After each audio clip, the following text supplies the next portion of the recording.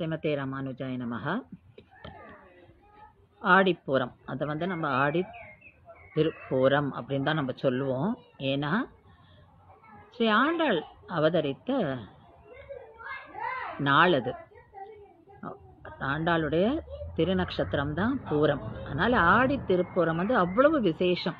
எல்லா கோவிலும் ஆண்டாள் திருக்கல்யாணம் கூட பண்ணுவா.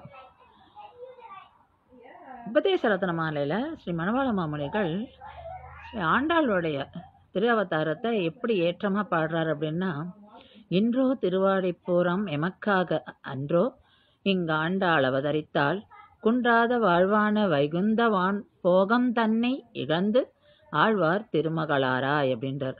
அப்போ பூமாதேவி தான் ஆண்டாளா பிறக்கிறா. பூமாதேவி அங்க எல்லா சுகங்களையும் விட்டுட்டு பெருமாள்கிட்டேன்னு பிரிஞ்சு இங்க பூலத்துல ஸ்ரீவில்லிபுத்தூர்ல பெரியாழ்வாருக்கு அந்த துளசி மாடத்துக்கிட்ட கிடைக்கிறா.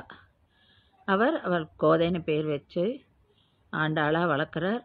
அவள் பிறக்கிறதுலேருந்தே அவள் அப்பாவோட அந்த பக்தியால், அதாவது அவள் அப்பா எப்படி பகவான் கிருஷ்ணன் மேலே எப்படி ஒரு அந்த கிருஷ்ணாவதாரத்தில் அவருக்கு ஈடுபாடு, எப்படி அவர் அந்த பக்தியோ அவர் பக்தி பெருக்கோடு இருக்காரோ அந்த பக்தியிலேயே பார்த்து பார்த்து வளர்ந்ததுனால அவளுக்கும் அந்த பக்தி மார்க்கம் தான் அவளை அப்படி ஈடுபடுத்தியது.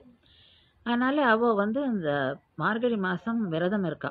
30 நாளும் கூடியிருந்து குளிர்ந்தாளோ ரெம்பாவைன்னு எல்லாரையும் ஆக்ஷன் போயிடுவா. அந்த பக்தி மார்க்கத்தில் அத்தனை பேரையும் திளைக்க வச்சா. எல்லாருக்குமே இந்த பகவான் அனுபவம் வேணும் அப்படின்றதுல அவளுடைய அந்த முயற்சி எல்லாரையும் கூட்டுன்னு போய் 30 நாள் விரதம் இருக்க வச்சு பண்ணா. அப்போ அவளுடைய அந்த பக்தியை பரப்புறதுக்காகவே அவளுடைய திரு அவதாரம்ன்றது நமக்கு புரியும். அதே மாதிரி நாச்சியார் திருமொழி, அவளுடைய பாசுரங்கள்ல அவள் வந்த பர்பஸ் பக்தியை பறக்கணும்னு.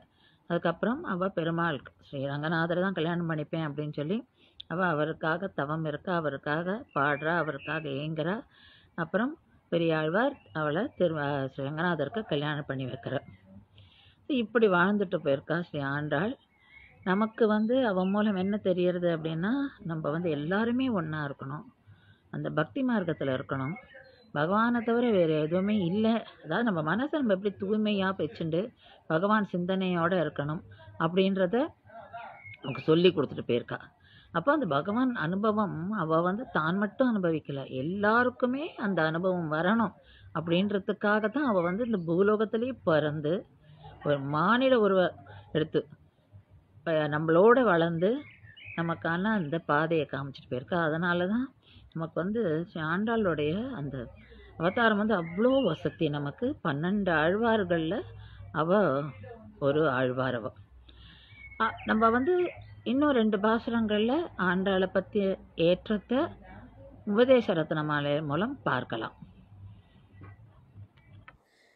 பெரியாழ்வார் பெண் பிள்ளையாய் ஆண்டாள் பிறந்த திருவாடிப்பூரத்தின் சீர்மை ஒரு நாளைக்கு உண்டோ மனமே உணர்ந்திருப்பார் ஆண்டாளுக்கு உண்டாகில் ஒப்பு இதற்கும் உண்டு. இந்த பாசுரம் உபதேச ரத்ன மாலையில் வருது. ஸ்ரீ மணவாள மாமுனிகள் ஆண்டாளுடைய ஏற்றத்தை பற்றி பாடுறார். அதாவது ஆண்டாளோட திரு அவதார நாளுக்கும் வேறு ஏதாவது நிகரான நாள் உண்டா அப்படின்னு சொல்லி கேட்குறார். பெரியாழ்வாரால் கண்டெடுக்கப்பட்ட கோதை பின்னாடி ஆண்டாள் என்று அழைக்கப்படுகிறாள். அவர் வளர்றா. அவளுடைய அந்த திரு அவதார நாள் ஆடிப்பூரத்தோட சிறப்பு தான் இந்த பாட்டு மூலம் நமக்கு தெரியறது. அதாவது மனமே நன்னா யோசனை பண்ணிப்பாரு, ஆண்டாளுக்கு நிகர் யாரேனும் உண்டானால் இந்த நாளுக்கும் நிகர் உண்டு அப்படின்ற. அது அவர் இது கண்டிப்பாக இல்லைன்றத அர்த்தத்தை தான் சொல்கிறார். ஏன்னா ஆண்டாளுக்கு நிகர் யாருமே கிடையாது. அதனால் இந்த நாளுக்கு நிகரான நாள் வேறு எதுவும் கிடையாது அப்படின்றது தான் இதுக்கு அர்த்தம். ஆண்டாள் பூமாதேவியோட அவதாரமாக வரா. அவள் வந்த நோக்கமே பக்தியை பரப்பணும் அப்படின்றது தான். அதனால் அவள் எப்படி வாழ்ந்தாள், நமக்கு அவள் என்ன அருளி செய்திருக்கா அப்படின்றத வச்சு தான் மணவாள மாமுனிகள் இந்த நாளுக்கு ஒப்பு வேறு எதுவும் கிடையாது அப்படின்னு சொல்கிறார்.